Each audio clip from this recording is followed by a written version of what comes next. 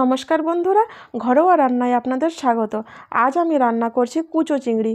তো রেসিপিটা দেখে নিন আপনারা কিভাবে বানাচ্ছি। প্রথমে আমি সব উপকরণগুলো সাজিয়ে নেব। তো সেই জন্য আমি ধনেপাতা কেটে নিচ্ছি আর কেটে নেব পেঁয়াজ। এই রান্নাটা খুব তাড়াতাড়ি হয়ে যায় আর খুব কম উপকরণে হয়ে যায়। আমি এখানে 3টে মিডিয়াম সাইজের পেঁয়াজ নিয়ে নিয়েছি। আপনারা আপনাদের বাড়ির কতজন সদস্য সেই হিসেবে চিংড়ি মাছ নেবেন, সেই হিসেবে পেঁয়াজ নেবেন।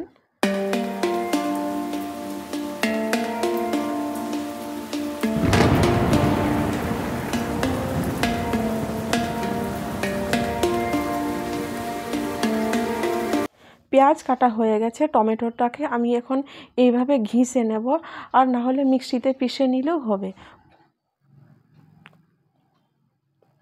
এই যে সমস্ত উপকরণগুলো আমি সাজিয়ে নিয়েছি, পেঁয়াজ কুচোনো, আর রয়েছে টমেটো, ধনেপাতা, আর কাঁচা লঙ্কা, চিংড়ি মাছ আর সমস্ত শুকনো মশলা।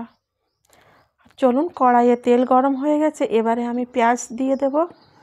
দিয়ে পেঁয়াজটাকে একটুখানি নাড়াচাড়া করব।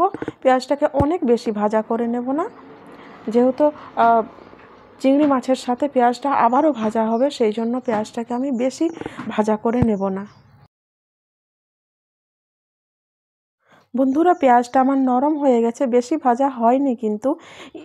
এখন আমি দিয়ে দেবো চিংড়ি মাছ, আর চিংড়ি মাছটা দেওয়ার পরে একটু নুন দেব, পরিমাণ মতো নুন দেব, দিয়ে আবারও একটুখানি নাড়তে হবে।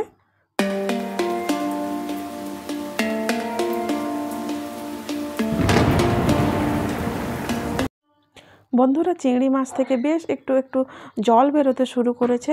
এখন আমি দেব আদা বাটা আর রসুন বাটা, দিয়ে আবারও কিছুক্ষণ নাড়তে হবে।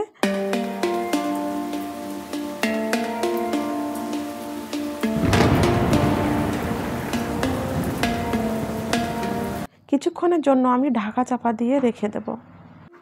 এরপর আমি সমস্ত গুঁড়ো মশলা দেবো, যেরকম হলুদ, জিরে, ধনে, লঙ্কা, এগুলো সব দিয়ে দেব, দিয়ে নাড়তে থাকবো। আর সেই সাথে আমি টমেটো আর ধনে পাতাটাও দিয়ে দেব।